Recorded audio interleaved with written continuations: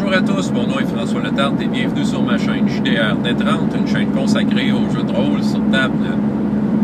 Alors, vidéoliste, je vais faire une réponse à une question qui m'a été envoyée dans les commentaires de ma vidéo sur les personnages non-joueurs, ceux qu'on pense qui sait tout, mais dans le fond, ça ne veut rien. Voulant que je parle de mon opinion sur les personnages non-joueurs super puissants que les maîtres de jeu, certains maîtres de jeu, peuvent envoyer pour aider les joueurs. Et qui font comme un peu la job à leur place. Tu sais, les personnages non-joueurs font la job à la place des personnages joueurs. Écoutez, j'ai vu ça une fois de temps en temps. Moi-même, j'ai été coupable d'avoir fait ça. Je vais même vous expliquer un contexte un peu particulier, mais ça peut arriver par accident. Moi, j'ai amené de quoi à m'amener, mais je vais vous l'expliquer à la fin. Parce que, en tout cas... OK.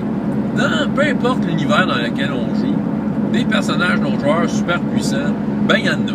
T'sais, il peut y avoir du monde vraiment meilleur que les personnages joueurs, des tops, tu sais, OK? Je veux dire, dans Star Wars, t'as Yoda à quelque part, tu sais, quand il est vivant. Fait que, Yoda, c'est comme le personnage non-joueur surpuissant. Forgotten Realms, t'as Elminster, c'est ça, tu sais, qui existe. OK? C'est un personnage non-joueur super puissant. Et chacun des univers a son personnage non-joueur super puissant.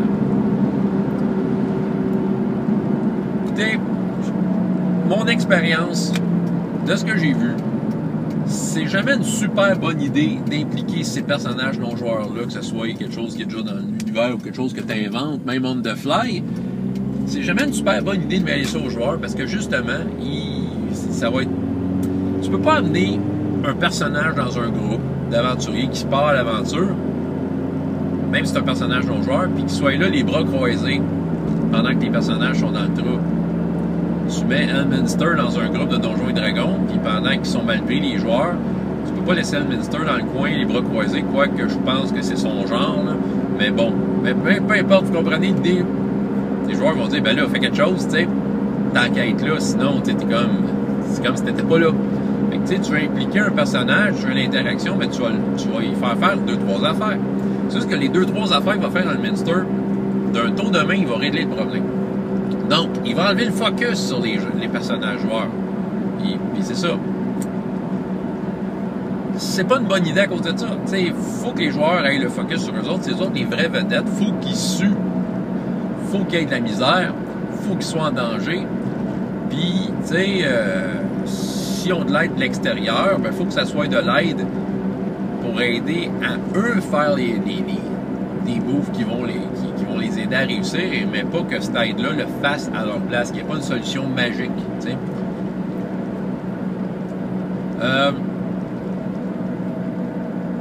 Moi, j'ai vu ça, mettons, entre les mains de maîtres de jeu qui sont peut-être un peu plus inexpérimentés. T'sais.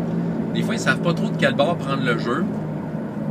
Puis, ils font une aventure qui est trop puissante pour les personnages qui sont là, puis ils s'aperçoivent que les personnages sont comme bien mal pris. Mettons, c'est un exemple. L'aventure est trop difficile pour les personnages. Bon. Là, les personnages vont tous mourir. Là, le maître de jeu, il dit « Oh non, je veux pas qu'ils meurent, ils vont être déçus. » Fait que là, il envoie Chuck Norris régler leur problème. Avec un clin d'œil. C'est comme un genre de clin d'œil du maître de jeu. « Hey, guys, je suis là pour vous. » C'est un peu l'impression que ça donne, tu sais. C'est comme le coup de pouce du maître de jeu sans que le maître de jeu dise « OK, à ce combat-là, ils s'en vont tous. » Tu sais, qu'il y a comme un genre de revirement de situation incohérent. Ben, il envoie un personnage qui va rouler des dés aussi. Fait que, tu sais, il joue selon les règles. Mais il est tellement bon qu'il est efficace dans tout ce qui roule. Puis il fait la place des joueurs. Et puis ça, c'est une fausse bonne idée, en fait. Il y a une bonne intention. Vous savez, le maître de jeu veut que les joueurs vivent l'aventure jusqu'au bout, t'sais. Fait que là, il veut pas que les personnages meurent, t'sais. Fait que, lui non plus, là, il s'attache aux personnages, là, ça serait de valeur qu'ils meurent. Fait que là, il fait comme envoyer de quoi pour comme les sauvegarder, là, t'sais. Mais c'est une fausse bonne idée, parce que les joueurs vont bien sentir que soudainement, ils sont plus aussi importants à ce moment-là, parce qu'il y a vraiment un personnage qui prend leur place, qui fait les choses à leur place. T'sais, oui, OK, ton joueur va avoir son super guerrier qui va mourir dans le combat, puis ça se peut qu'il y ait un petit deuil par rapport à ça. Mais ça fait partie du jeu. OK? Au moins, il va avoir la fierté de dire qu'il est mort parce que, tu sais, il aura au moins essayé. Mais tu sais, si quelqu'un comme Chuck Norris arrive et dit que faites-vous-en pour mon gars, puis qu'il, tu sais, pif paf paf, il tue le monstre à coups de poing. J'ai une histoire de coups de poing, le monstre à coups de poing en tout cas. Mais c'est ça, tu sais, ça enlève le focus sur les joueurs, puis c'est ça, tu sais, faut. Il y a peut-être aussi l'autre situation, j'ai déjà fait une vidéo là-dessus, mais le personnage du maître de jeu, tu sais, des fois les maîtres de jeu se créent un personnage qui envoie dans le groupe. Que moi, personnellement, je trouve pas que c'est une super bonne idée. Parce que c'est ça, c'est comme soudainement le personnage, que c'est dur de jouer le personnage qui sait rien quand le maître de jeu sait plein d'affaires, mais tu essaies de. Autrement dit, c'est bien un personnage non-joueur embarrassant. Qui veut être aussi important que les autres vedettes du film, mais il est embarrassant, à mon avis. C'est ça. Puis là, si tu le fais surpuissant, peut-être au niveau des maîtres de jeu moins expérimentés, c'est peut-être un fantasme de ce maître de jeu-là de créer Chuck Norris, puis de le faire jouer, tu sais. Dans le fond, il veut faire vivre l'histoire à Chuck Norris et ses amis. Fait que c'est ça. Et tu sais, Chuck Norris écrit en lettres majuscules et ses amis écrit en minuscules. C'est qui ses amis? Ben c'est ça. Ça a de l'air de ça. Je pense que ça va être le titre de la vidéo, c'est Chuck Norris et ses amis. Ouais, en tout cas, vous y pensez, vous le voyez de toute façon. Fait que c'est ça, c'est une fausse bonne idée. Tu sais, OK. Ça veut pas dire que des personnages dans l'aventure, ils n'iront pas demander de l'aide à un personnage super puissant s'ils existent, tu sais. Ça veut pas dire que dans Star Wars, à un moment donné, ils n'iront pas demander conseil à Yoda. Tu sais, ça veut pas dire que dans Forgotten Realms, ils vont s'empêcher d'aller demander conseil à Elminster. Tu sais, je me souviens des Défis Fantastiques dans les nombreuses parties que j'ai faites, les joueurs sont allés parler à Yastromo, à Nicodème, c'est les deux des plus puissants magiciens de Titan. Mais tu sais, oui, c'était du roleplay, ils faisaient pas les choses à leur place, ils allaient juste les voir, tout ça, puis tu sais, il fallait leur donner 2-3 conseils, that's it. C'est même si les joueurs, pourquoi vous venez pas avec nous? La réponse c'est non, ils ont bien d'autres choses à faire, ces gens-là, tu sais, les surpuissants, premièrement, là, logiquement, ils ont d'autres choses à faire que d'aller vider un donjon avec les personnages. Vider un donjon, c'est une image, c'est peu importe l'aventure qu'ils font, tu sais, ils ont comme des problèmes, là, d'envergure, planétaire, universel à régler. Fait qu'ils peuvent prendre 2 minutes pour donner une petite potion pour aider les joueurs, mais that's it, tu sais. Ça devrait s'arrêter à ça, là, un personnage non-joueur surpuissant, mais tu sais, il faut pas qu'il arrive et qu'il joue à la place des joueurs. C'est ça, c'est juste plate, OK? Si vous êtes un maître de jeu, au cas présentement, vous avez un personnage super puissant qui suit les joueurs, enlevez-les de là. OK? Faites-y prendre sa retraite. Trouvez-y un problème. Tu sais, quand il se bat avec les gars de son âge, là, OK? Puis que laissez les joueurs se démerder avec leurs affaires. Puis oui, il va peut-être avoir des morts, mais c'est une fausse bonne idée de vouloir aider les joueurs à travers ce genre de personnage-là. C'est comme une façon détournée de mettre son veto de maître de jeu dans le jeu, puis de décider de quelle façon l'histoire va progresser. Les joueurs vont réussir l'aventure parce que j'en ai décidé ici, mais je triche pas parce que j'envoie un personnage qui va aussi rouler des dés, mais quand il roule des dés, ça marche tout le temps. OK? C'est ça. Les joueurs, ils finiront peut-être pas votre aventure géniale que vous avez pris 3 semaines à écrire en 20 pages. OK? Ils finiront peut-être pas. Au moins, ils auront essayé par eux-mêmes. OK. Les anecdotes que j'ai par rapport à ça, écoute, c'est parce qu'il y a de quoi qui me revient du passé. Je vais parler d'un chum, d'un premier joueur que j'ai eu autour de ma table, Patrick Jean. Pat Jean. Si tu m'écoutes, des fois, il écoute mes vidéos, Patrick. Mais Pat Jean, là, Colin, que c'était drôle. Il jouait dans ma game, dans le temps où je jouais gros à Marvel, on improvisait tout ça, puis c'était notre fameuse game full testostérone. C'était juste, tu sais, les gars, là, c'était leur caractéristique strength, c'était l'affaire la plus forte de leur personnage, parce qu'il y a des muscles, c'était important. Mais lui, il s'était acheté la boîte rouge de Donjon, avec les 3 petits livrets. La version, je pense que c'est la version Mold V, ou l'autre après, Manzer. La version Manzer, OK, pour les experts en histoire de Donjons et Dragons, la boîte rouge Manzer. OK. Puis, c'est ça. Fait qu'il avait acheté le module B4, la cité perdue. OK. Fait que là, il avait acheté ça, puis il avait fait rouler des bonhommes. Je me souviens pas, je pense que j'avais roulé un bonhomme, mais je me souviens même pas si j'ai joué à ça. Mais je me souviens d'en avoir entendu parler de sa game. Parce que on appelait ça du tapis. On disait qu'il y avait un style tapis roulant. OK. C'était sa première expérience de maître de jeu. Tu sais, il fallait qu'il se fasse les dents sur quelque chose. Puis c'était très dirigiste son affaire, parce que c'est le même qui comprenait le jeu, c'est la façon qu'il l'interprétait. C'était comme. Il avait comme l'introduction. Fait que là, il faisait juste nous réciter ce qui était écrit dans le module, blablabla, blablabla. Bla. Fait qu'il y avait zéro interaction. Fait qu'on disait que c'était tapis roulant. C'était comme si on avait un gros tapis roulant que nos personnages étaient dessus. Puis il faisait juste circuler comme à Walt Disney, là. Tu sais, à Disney World, là, quand t'es dans le petit bateau, des choses des pirates, puis les pirates font tout. Ou l'affaire qu'il y a des poupées qui chantent à travers le monde.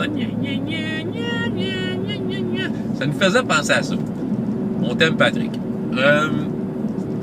Fait que tu sais, nous, on trouvait ça bien drôle. Mais c'est ça, mais je me souviens que je pense que Nicolas Yvon, qui a été son premier joueur, je me souviens pas quel personnage qu'il avait fait.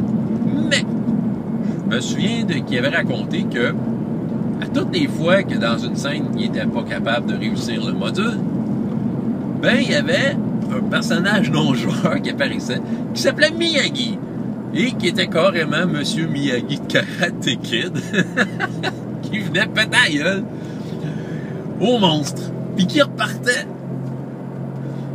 OK. Fait que là, c'est ça. Fait que tu sais, en plus d'être dirigé, il y avait Monsieur Miyagi qui apparaissait, puis pif, paf, paf, il réglait le problème, puis il dit, puis il s'en allait.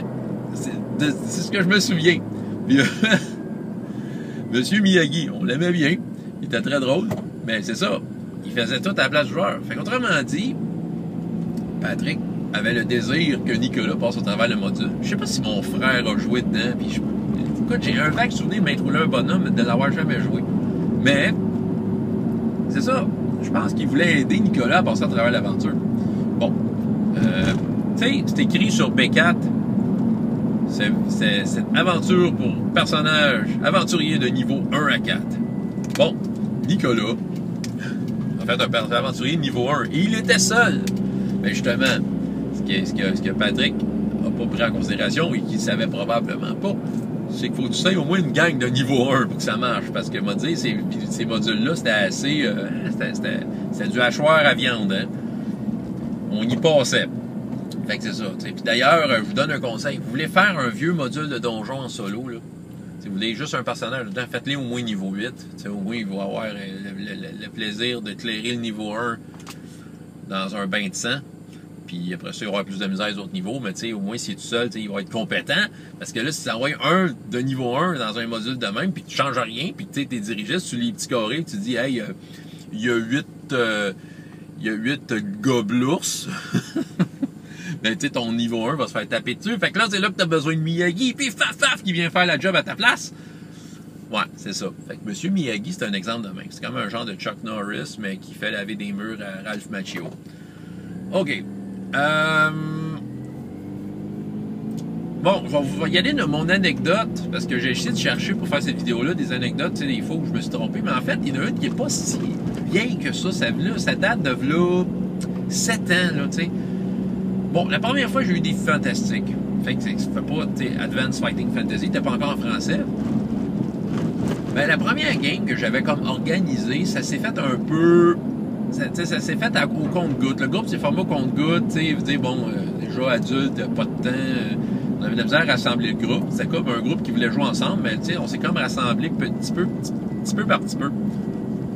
Puis à un moment donné, je fais le personnage au premier joueur, il s'appelait Vincent. Puis il voulait vraiment jouer tout de suite. Fait que, tu sais, sachant que des Fantastiques, c'était probablement un jeu qui était pas mal rough, j'ai créé comme un sidekick, personnage non-joueur. Mais tu sais, je me suis arrangé qu'il soit compétent. Moi, mon but, c'est juste comme d'avoir un semblant d'interaction, tu sais, un semblant de roleplay avec quelqu'un, tu sais, vu qu'il était tout seul, il voulait pas, tu sais, il voulait avoir un autre aventurier. Fait que c'était un sidekick, mais tu sais, le gars, je l'ai fait compétent. Mais le but, c'était pas qu'il fasse les choses à la place du joueur. C'était juste question que, tu sais, qu'il y ait un coup de pouce. OK, mais justement, c'est ça.